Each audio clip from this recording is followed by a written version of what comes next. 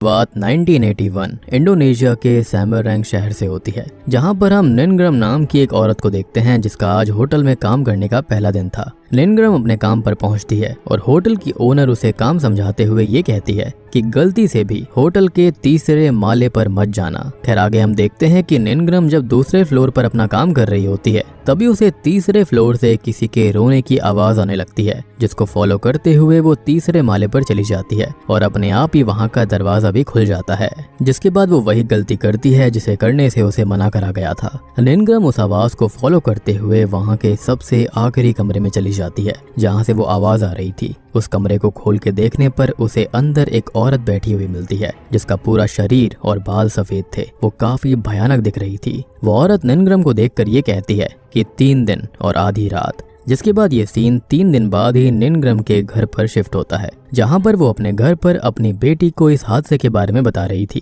कि किस तरह उसने जब उस औरत को देखा तो वो बहुत ही ज्यादा डर गई थी। जिसके बाद उसकी बेटी उसे प्रेयर्स करने के लिए बोलती है जिससे कि उनका डर खत्म हो जाएगा और निनग्रम बिल्कुल ऐसा ही करती है। लेकिन अब जैसे ही निनग्रम की प्रेयर्स खत्म होती हैं उस पर तभी एक आत्मा हमला कर देती है, जो कि वही औरत थी जिसे 3rd फ्लोर पर निनग्रम ने देखा था। यानी कि वो कोई औरत नहीं बल्कि एक आत्मा थी। जिसके बाद निनग्रम की बेटी अपनी माँ के चिल्लाने की आवाज को सुनकर वहाँ पर आती है और जब वो देखती है तो वहाँ पर उसकी माँ की लाश पड़ी हुई थी। लेकिन वो खाली लाश नहीं थी, उसके शरीर से खाल को नोच लिया गया था, जो कि दिखने में बहुत ही ज्यादा डरावना था। अब इस हादसे के 3 दिन बाद का सीन दिखाया जाता है, जहां हम रायना और फे नाम की 2 बहनों को उसी होटल की तरफ जाते हुए देखते हैं जहां पर वो आत्मा भी रहती है। असल में ये होटल रायना और फे के डैड जानवर का ही था, लेकिन उन्होंने इसे अपनी बीवी के पेरेंट्स को संभालने के लिए दिया हुआ था, यानी कि अपने इन लॉज को। यानी कि जिस होटल की ओनर को हमने मूवी की शुरुआत में देखा था वो रायना और फे की नानी थी। अब आगे हमको पता चलता है कि जानवर की 2 महीने पहले ही मौत हो चुकी है, लेकिन मरने से पहले उसने अपने होटल की ओनरशिप अपनी बेटियों को दे दी है और उन्होंने अपनी बेटियों को उस होटल को संभालने के लिए कहा था।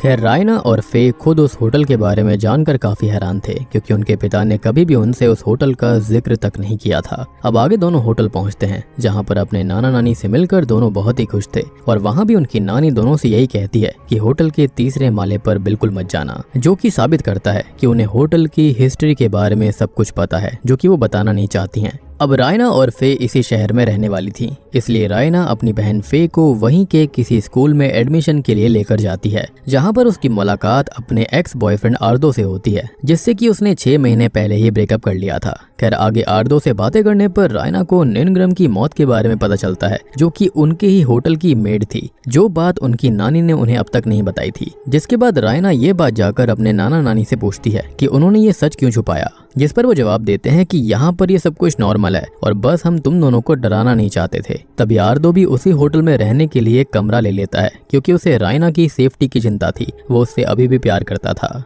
अब उसी रात होता ये है कि रायना को भी 3rd फ्लोर से किसी के रोने की आवाजें आने लगती हैं और जब वो उस फ्लोर के आखिरी कमरे में जाती है तो उसे भी वहाँ पर वही औरत दिखती है, जो कि फिर से वही बात बोलती है कि 3 दिन और आधी रात, जिसको देखकर रायना कमरे को बंद करके वहाँ से चली जाती है और इसी वक्त से रायना के ऊपर भी खतरा मंडराने लगता है, यानी कि हम जानते हैं कि उसके साथ क्या होने वाला था। अब रायना को अगले दिन अपनी कार की विंडो पर 1 लिखा हुआ दिखाई देता है, जिसका मतलब था कि आज उसका पहला दिन है और 3 दिन बाद और आधी रात को रायना के साथ भी शायद वही होगा जो कि निनग्रम यानी कि उस मेड के साथ हुआ था। रायना भी इस बात को समझ जाती है, क्योंकि धीरे धीरे उसके साथ भी डरावनी चीजें घट रही थी। दूसरी तरफ स्कूल में फे को भी वही आत्मा हॉन्ट करती है और आप लोग ये भी सोच रहे होंगे कि आखिरकार ये आत्मा फे को क्यों हॉन्ट कर रही थी। तो इसके बाद हमें ये पता चलता है कि फे रायना से भी एक कदम आगे थी और उस रात रायना के उस फ्लोर पर जाने से पहले ही फे उस फ्लोर पर जाकर उस कमरे में उस औरत को देख कर आ गई थी, यानी कि अब दोनों की ही जान पर खतरा था। अब ये बात दोनों अपने नाना नानी को बताते हैं, जिससे उनको पता चलता है कि 6 साल पहले जानवर ने ये होटल उनके नाना नानी को संभालने के लिए दिया था, जहां पर उस वक्त भी होटल के रेनोवेशन के समय पर ऐसी ही एक जन की मौत हो गई थी।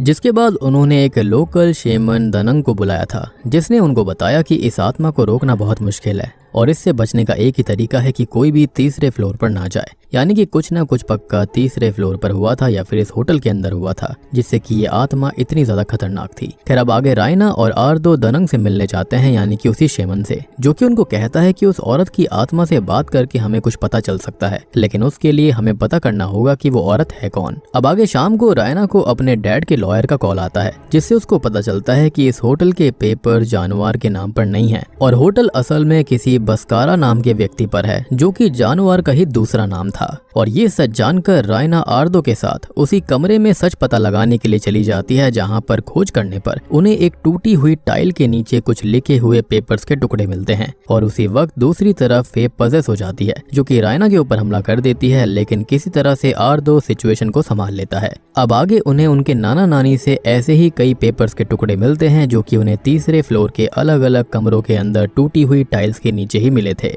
जिसे जोड़ने पर असल में वो एक लव लेटर था, जो कि जैस्मिन नाम की लड़की ने बस्कारा यानी कि जानवर के नाम पर लिखा था। उस पोएम के अंदर पाइन ट्रीज का जिक्र करा गया था, जहां पर पहली बार ये दोनों मिले थे। अब रायना और आर्दो वैसे ही पाइन ट्रीज वाली जगह को ढूंढने निकल जाते हैं, जहां पर उन्हें वैसी ही जगह मिल जाती है और वहां पर ढेरों सफेद फूल खिले हुए थे। वहीं से गुजर रहे एक लड़के से बात करने पर उनको ये पता चलता है कि उस लड़के के विलेज में हर जगह ऐसे ही सफेद फूल खिलते हैं। जिसके बाद दोनों ही उसके साथ उसके गांव में जाते हैं और वहां जाकर विलेज के चीफ से जैस्मिन नाम की लड़की के बारे में पता करने की कोशिश करते हैं, जिसमें हम इस बात को गौर कर पाते हैं कि चीफ जो होता है वो जैस्मिन नाम सुनकर थोड़ा सा गुस्सा हो गया था और वो उनसे कह रहा था कि मुझे ऐसी किसी लड़की के बारे में नहीं पता, और अगर उसको नहीं पता था तो वो गुस्सा क्यों हुआ। तभी इन दोनों को भी ऐसा लगता है कि शायद चीफ उनसे कुछ छुपा रहा था और फिर चीफ की बीवी से बात करने पर उनको पता चलता है कि जैस्मिन उनकी ही बेटी थी, जिसका नाम मैनोवर था और उसे बचपन से ही एल्बिनो नाम की कंडीशन थी, जिसमें पूरा शरीर और बाल सफेद हो जाते हैं, जिस वजह से उसे सभी बच्चे बहुत ही ज्यादा बुली किया करते थे और यहाँ तक कि उसके पिता भी इस वजह से उसे बहुत ही मारा करते,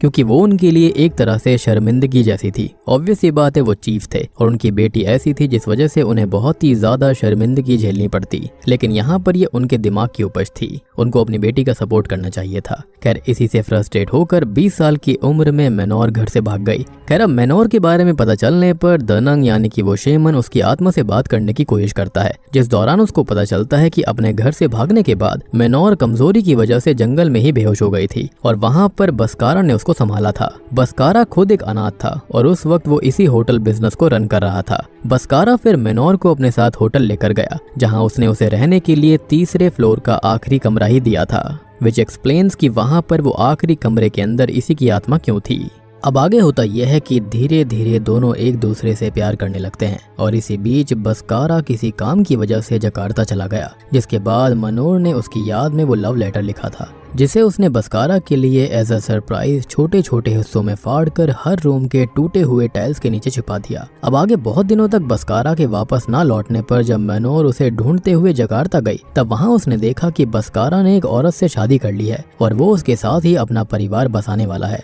ये देखकर मैनोर को ऐसा लगा कि बस्कारा ने ये सब इसलिए किया क्योंकि मैनोर दूसरे लोगों से अलग दिखती थी और उसे कोई प्यार नहीं कर सकता। अब इसी दुख में मैनोर ने एक चाकू लेकर उसी कमरे में अपने शरीर की खाल निकालनी शुरू कर दी, जो कि उसने 3 दिनों तक किया था, जिसके बाद तीसरे दिन की आधी रात को मैनोर की दर्दनाक मौत हो गई। और तभी से इस होटल के अंदर उस रूम के अंदर मैनोर की आत्मा भटकने लगी और यहाँ पर ये चीज भी एक्सप्लेन हो जाती है कि क्यों उसने स्टार्टिंग वाली लेडी की खाल उतार ली थी। अब दनंग ये सब देखने के बाद रायना से कहता है कि अब मैनोर की आत्मा को तभी शांत किया जा सकता है जब वो बस्कारा को माफ कर दे, लेकिन उसी वक्त मैनोर की आत्मा दनंग पर हमला कर देती है और उसके गले को काटते हुए उसके चेहरे को बीच से फाड़ डालती है, जो कि देखने में बहुत ही भयानक लगता है। हालांकि रायना और आर्दो किसी तरह वहां से बचकर भाग जाते हैं। आगे रायना अपने पिता के इस घिनौने सच को जानने के बाद उनसे बहुत गुस्सा हो जाती है क्योंकि उन्होंने मैनोर को धोखा दिया था। इसी दौरान रायना आर्दो को उनके ब्रेकअप का सच भी बताती है कि रायना को उस वक्त पर यूट्रस कैंसर था, जिसकी सर्जरी के बाद कैंसर को तो ठीक कर दिया गया, लेकिन इस वजह से रायना फिर कभी मां नहीं बन सकती थी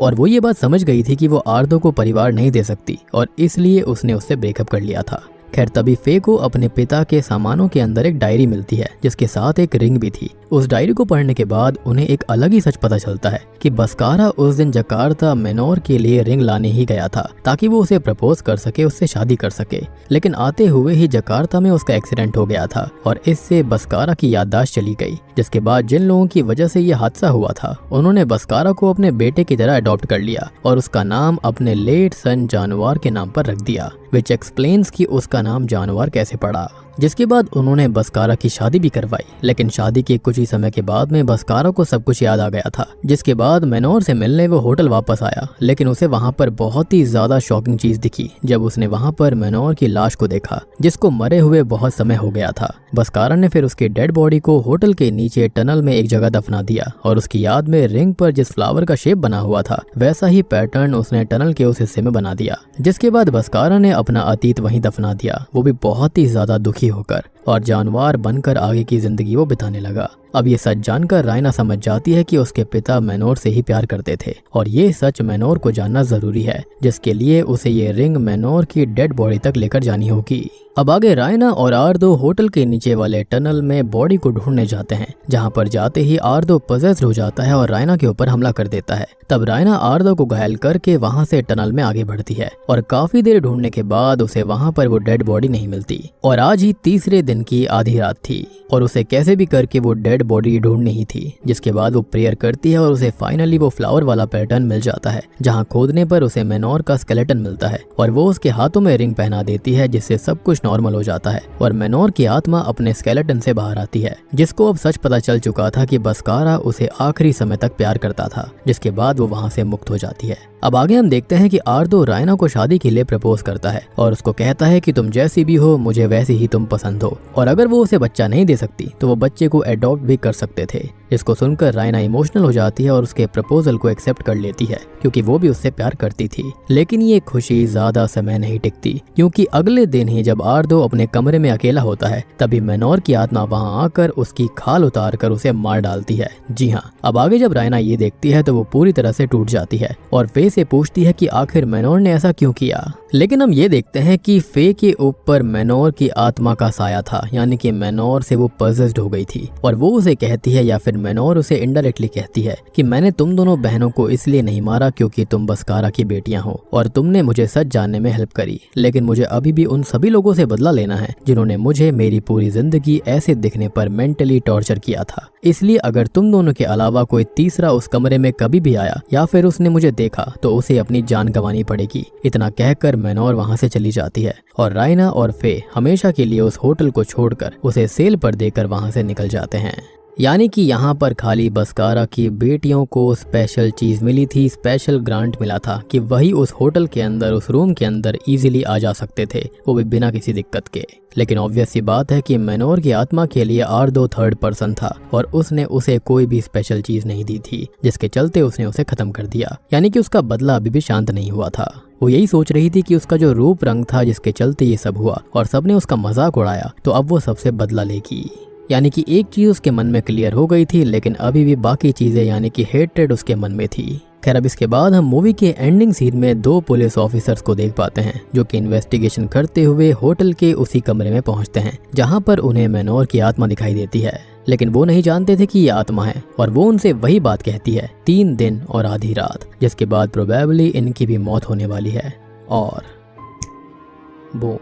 इसी के साथ में हॉन्टेड होटल मूवी यहीं पर खत्म हो जाती है। तो दोस्तों, ये थी the haunted hotel Indonesian horror movie की कहानी। उम्मीद करता हूँ कि आपको पसंद आई होगी। मूवी यहाँ पर काफी सिंपल है, बिल्कुल स्ट्रेट फॉरवर्ड सारा का सारा कॉन्सेप्ट था। मैंने आपको सारी चीजें यहाँ पर समझा दी हैं। उम्मीद करता हूँ कि आपको पसंद आई होगी। तो वीडियो पसंद आई है तो लाइक कर देना, चैनल के ऊपर नए हैं तो सब्सक्राइब कर लीजिए। तो मैं आप सबको मिलता हूँ अगली वीडियो के साथ में, तब तक के लिए